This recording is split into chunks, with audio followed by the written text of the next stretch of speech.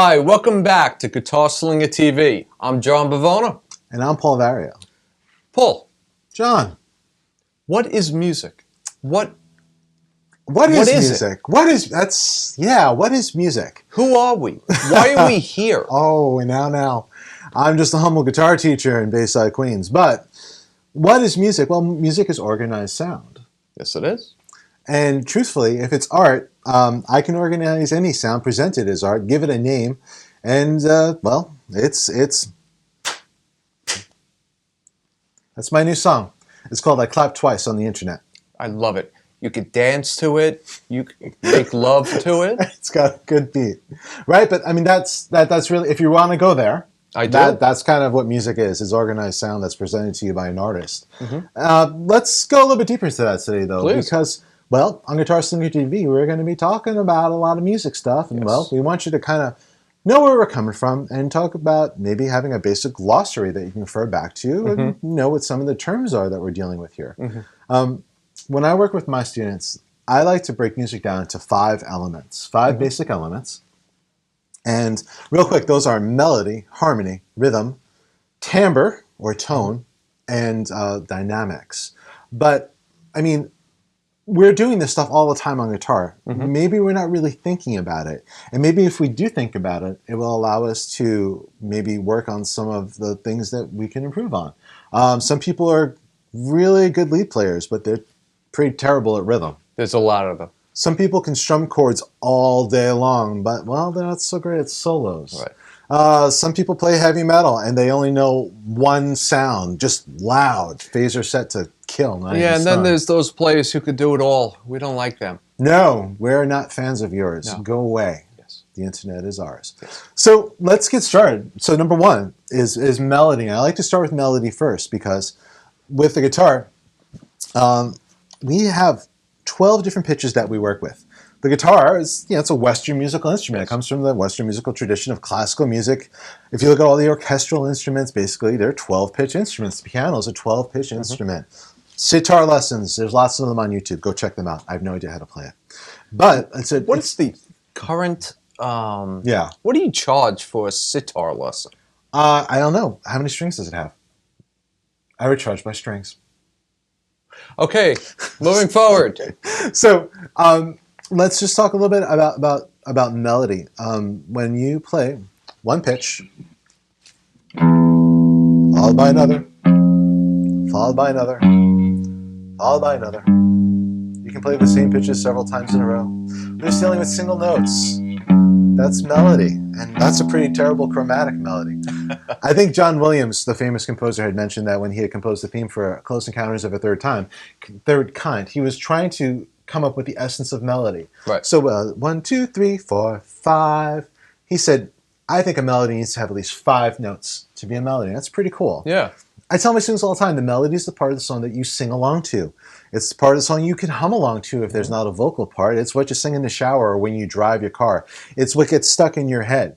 It's usually just the part of the song you just kind of sing along with. And if you like guitar players who shred, Steve Vai, Joe Satriani, instrumental guitarists, they're always playing the melodies on the guitar. That's pretty cool. Right. So when we study melodies, first thing we do is learn the names of our notes on the guitar. Hopefully you're doing that. Maybe learn how to read the pitches on the staff. And then we can organize them into different groups. We call those groups scales. Yes, we do. And scales are basically groups of notes, 5, 7, some cases 12, that are designed to create a certain type of musical and emotional response. There's happy scales for happy songs, the sad scales for sad times when your guitar strings are staying not so great in tune. When we're talking about melody, we're talking about how to work your way through the notes of a scale. Yes. How to create something hopefully kind of catchy. Yes. Yes? Make lots of money. Make lots of money. You like money? Not that it's all about money. It's not. See? That made plenty. Speaking of, let's talk about harmony now. So we've learned about pitches, we've learned about notes, and we've learned that we can organize them into scales. What happens when you play more than one of them at the same time? I have no idea. Oh my gosh! You create a chord. Chords are 3 or more different notes played at the same time. If you've played a G chord, an E minor chord, a C chord, a D chord, you've done this before, right? They're pretty common. Yes. You're playing harmony. Harmony is two or more notes getting along. Power chords, two-note chords, dyads, double stops. Simplest type of harmony. Major chords, minor chords, sus chords, three-note chords.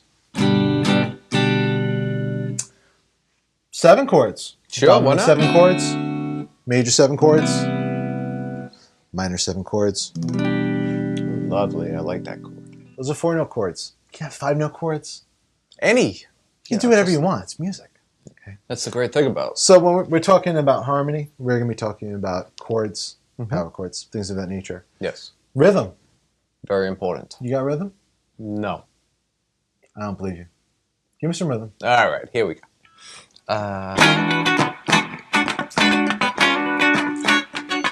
It makes me want to move. He's very much playing one chord, so he's working with harmony. And rhythm is what gives music a sense of motion, a sense of movement. It's how you organize the amount of notes that you're working with, how long or short they are there spaces in between them.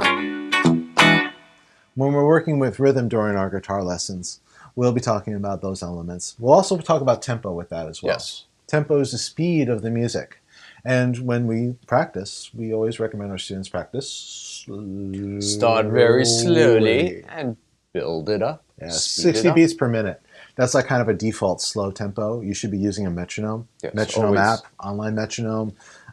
There's lots of different tools out there to help you play in time and build your internal clock. Yep. So definitely we work with that kind of stuff all the time. We encourage our students to as well. Always.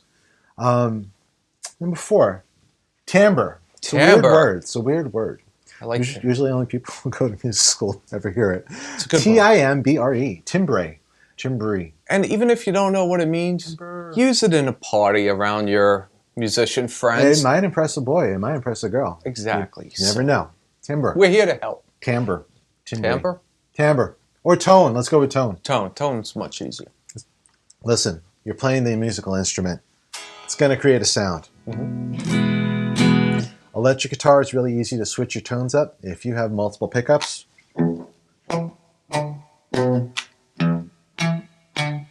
It's amazing. Just the distance of these pickups cause that big yeah, the amount of coils, how they're wound, all these little different things. I could play a guitar riff. It's like default country riff.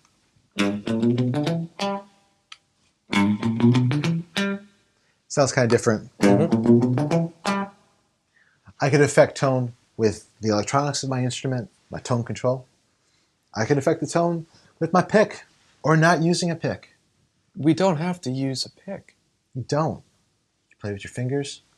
You play with your thumb. He's also a bass player. 4 strings. Can't lose. Finally. Oh, you know what? Let's talk more about tone. Okay. We're playing electric tone. guitars. Yes. We like tone. Yes. One of the fun things about working with electric guitar is that you have this wonderful sound palette that you can sculpt with pedals. Yep. With different types of amplifiers and the amount of gain that those amplifiers have. Yes. You have a really killer Fender amp. It's a tube amp. Yes, I do. Yes, I do. It sounds great. The clean tone is awesome. I always find it to be the perfect, in my experiences, I like to use, as Paul said, the Fender line. They all sound the cleanest. So a clean palette for me to add up different colors. And I've also seen your ever-growing effects board. A little bit. Keeps getting bigger. So you can use your pedals to take that really clean sound.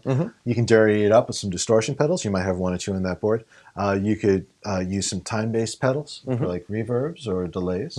You could use modulation type sounds like phasers and choruses and flangers. There's lots of different ways you can sculpt your tone. So the guitar is actually a really, really fun instrument to do that with. Yep. Finally, let's just talk about dynamics, because this is something we're going to be talking about a lot. Yes. I always encourage my students to be dynamic players. I always find it to be one of the things that especially guitar players overlook. Yeah, totally.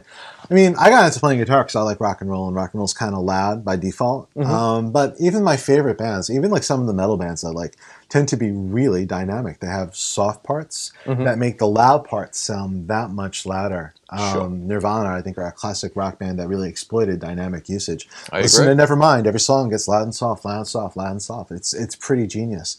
I like Metallica. They Yes, do I a lot agree. of dynamics. They're a really dynamic band. They're great. I think, yeah, I'm from New York. I'm a Yankee fan, so Enter Sandman is like, for me, it's like a classic example for my students. You know, it's so soft and it just gets bigger and bigger Yep. and bigger, and then it explodes. And then Mariano Rivera comes out and wins the game. And Well, not anymore. He retired. I know, I'm so sad. Let's get Anyways, back to work. guitar. So these are the 5 elements of music that we're going to be talking and working with you here at Guitar Slinger TV. I think some of our scales will exploit melody as we're talking about scales, Yep. as we're talking about different ways to work with those scales, articulations, ways to bend the notes, shake the notes, give the notes life. We'll be talking about chords as well, and that's going to cover harmony for us. Maybe we can do some harmony leads at some point. That's something I really like a lot. Me too. I will be covering rhythm all the time, but we're going to be talking about tempo, metronome usage, alternate picking, a lot of right hand lessons. We're really big on the right hand here. Tone, Yes. Very important. dynamics, very important. Yes. These are the basic elements of music, and we just wanted to give you just like one lesson that sort of just gets you prepped for what we're going to be talking about a lot here at Guitar Slinger TV. All the time. Awesome. You can always come back to this episode, and if you hear something in further episodes, you're like, what exactly was that? What's that timbre word they're talking about? You can come back. You can always come back home to this episode and just rewind, fast forward through it, and find that word and Paul will explain it for you. Yeah, absolutely. That easy. Absolutely. And seriously, and also YouTube, go use it. Mariano Rivera, he was awesome. I don't care if you're a Mets fan, John. I don't care. Guitar Slinger TV. Join us.